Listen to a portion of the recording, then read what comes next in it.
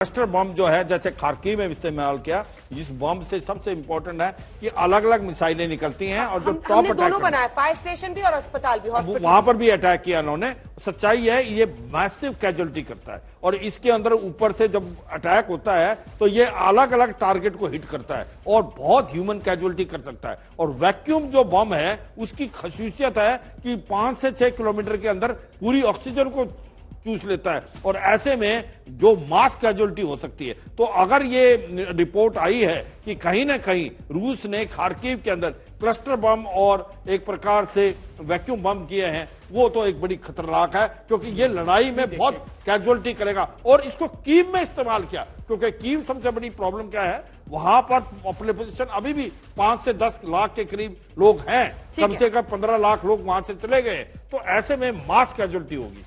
जल्दी से देखिए अंजना, बहुत क्विकली देखिए, मैं नहीं समझता खार्किव में या कहीं पे भी अब तक नेपाम या वैक्यूम बॉम्ब का इस्तेमाल हुआ है। ऐसी कैजुअलिटीज कहीं देखने को नहीं मिली है। और दूसरा, क्लस्टर बॉम्ब भी मैं नहीं समझता अब तक उन्होंने यूज किया है, क्योंकि क्लस्टर बॉम्ब का मतलब है सिविल कैजुअलिटीज भी होंगी। हालांकि इसके ईच जो एक छोटी छोटी मिसाइल देख रहे हैं ये भी गाइडेड है, लेकिन कहीं भी ऐसे कंसंट्रेटेड गाइडेड वेपन सिस्टम नहीं जा सकते।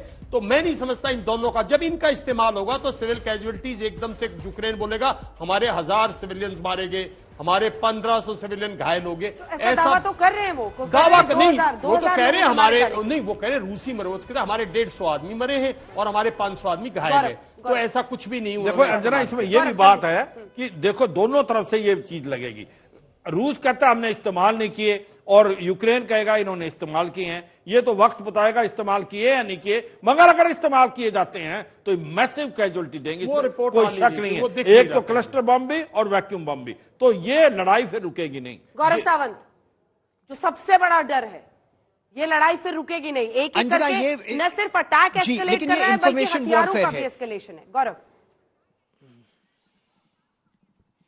हथियारों की बात का एस्केलेशन निश्चित तौर पर है। क्रूज मिसाइल्स का इस्तेमाल है, बैलिस्टिक मिसाइल्स का इस्तेमाल है, लेकिन क्लस्टर बॉम्ब और वैक्यूम बॉम्ब की जो कैजुअलिटीज, जैसे जलदयाल बहुत सही तरीके से कह रहे हैं कि उतनी ज्यादा सिविलियन कैजुअलिटीज कहीं नोटिस नहीं की गई हैं, वरना एक बहुत ही अंतरराष्ट्रीय आउटक्राई सिविलियन कैजुअलिटीज को, नॉन कॉम्बैटेंट्स को लेकर होता, जो इस समय नहीं है। यह केवल इस तरह की इंफॉर्मेशन वॉरफेयर है कि रूस इस तरह के हथियारों का भी इस्तेमाल कर रहा है। लेकिन दूसरी तरफ यहां यूक्रेन ने भी दावा किया है कि उसने 6000 रूसी सैनिक मार दिए हैं, जिसका रूस कह रहा है कि नहीं, हमारे लगभग 500 सिपाही मारे गए हैं। रूस का यूक्रेन का यह भी दावा है कि करीब 62 लड़ाकू विमान और हेलीकॉप्टर ध्वस्त कर दिए गए हैं। रूस इसको पूरी तरह से इसका खंडन कर रहा है। लेकिन यह भी बात सच्चाई है कि 8 दिनों में वो 63 किलोमीटर वाला कॉन्वॉय अभी नहीं पहुंच पाया है, उसको भी इंगेज किया जा रहा है अलग अलग जगह, और दोनों तरफ से बहुत फियर्स ऑपरेशन चल रहे हैं।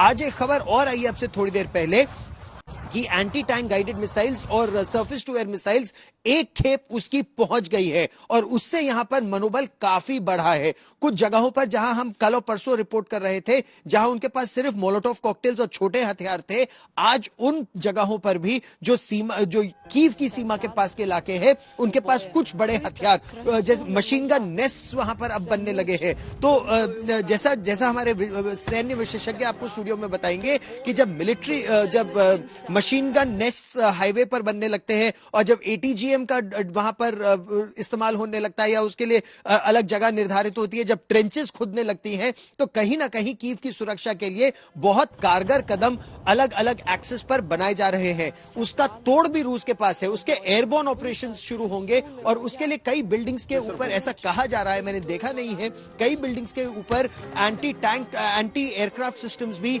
लगा दिए गए हैं। तो अब देखना यह होगा कि अब जब परस्पर लड़ाई शुरू होगी कीव के कंट्रोल के लिए, तो एयर डिफेंस सिस्टम ज्यादा कारगर साबित होता है या अटैक सिस्टम ज्यादा कारगर साबित होता है। ये गौरव एक मिनट, गौरव देखिए, कहीं ऐसा तो नहीं, ये जो कॉलम आ रहा था, जो ये आर्मी आ रही थी नॉर्थ से, इसकी कोई बड़ी कैजुअलिटीज की पिक्चर्स नहीं आई हैं अब तक, तो और वो नेचुरली इतना डिले लेता, लेकिन कहीं ऐसा तो नहीं, ये जो आज की वार्तालाप चल रही है और इसी को सक्सेसफुल करने के लिए रशिया ने उस कॉलम को स्लो किया है। और जो मैक्रोन की स्टेटमेंट है, इन दोनों को लगा के कुछ ऐसा लगता है कि कोई अंदर कोई रियली कोई कंस्ट्रक्टिव टॉक चल रही है, उसका कोई समाधान निकलने वाला है, इसलिए रशिया ने स्लो किया। क्योंकि अगर इतनी कैजुअलिटी होती, देखिए गौरव, बातचीत को लेकर कितने कैसे संकेत मिल रहे हैं? पूरी आर्मी की कैजुअलिटी बहुत ज्यादा होती ना।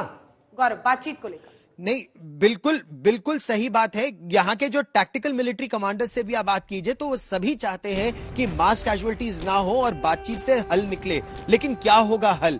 राष्ट्रपति ज़ेलेंस्की को की तख्ता पलट, ये लक्ष्य है व्लादिमीर पुतिन का। यहां की सेना को डीमिलिटराइज करना, ये लक्ष्य है व्लादिमीर पुतिन का। अगर दोनों को हासिल किए बिना रूस की सेना वापस जाती है तो क्या व्लादिमीर पुतिन या रूस अपने आप को एक बड़ी महाशक्ति कह पाएंगे विश्व में, जो एक पड़ोसी देश में तख्ता पलट नहीं कर पाए और संधि करनी पड़ी? अगर एक बहुत ताकतवर देश और एक बहुत कमजोर देश के बीच संधि होती है तो ये तो ताकतवर देश की हार क्या जलदयाल नहीं समझी जाएगी अगर तख्ता पलट नहीं हुआ या डीमिलिटराइजेशन नहीं हुआ? तो ये देखना होगा कि व्लादिमीर पुतिन इस संधि को मानेंगे या इसे टैक्टिकल गेम के रूप में इस्तेमाल करेंगे।